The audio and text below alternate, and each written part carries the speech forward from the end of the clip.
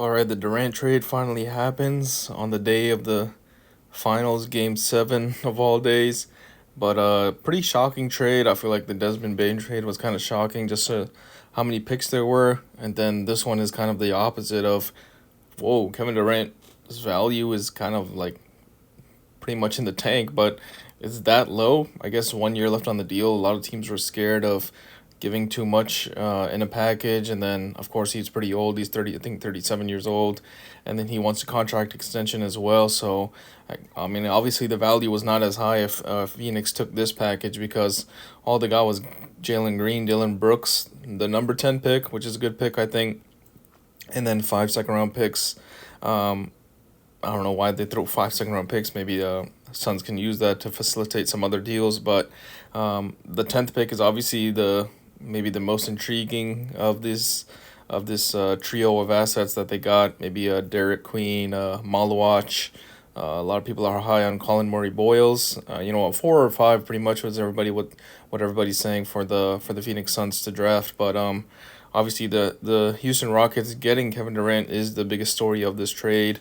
Um, Obviously, I think it makes them a contender. I'm not gonna lie; they were the 2 seed. They were a 50+ win team. They were competitive and throughout the season with pretty much everybody in the West. Even had some tough games against OKC in the regular season, and now they added a bona fide scorer, all-time scorer in Kevin Durant to their team without giving up much of their scoring punch because what they lacked was scoring, and their biggest obviously team I think it was a leading the team in scoring was Jalen Green. So it was either him and Shingun. So you give up Jalen Green and you bring back Kevin Durant, and then of course the kind of the veteran leader on this team, Dylan Brooks. That is, I think it is a big loss, but I think you do have the guys in the bench to replace some of his value with Tari Eason, Jabari Smith, and Cam Whitmore. So, and then obviously a shooting guard. I think Eman Thompson.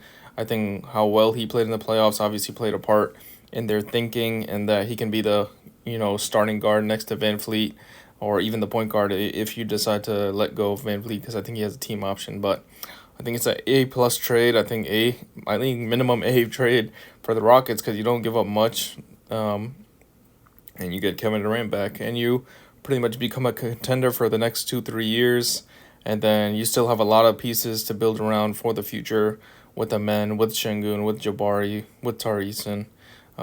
So many young guys on this team still. Reed Shepard, we completely forgot about him. It's pretty crazy that Phoenix wasn't able to get Reed or Jabari, but that's how the value was. Great trade for the Rockets.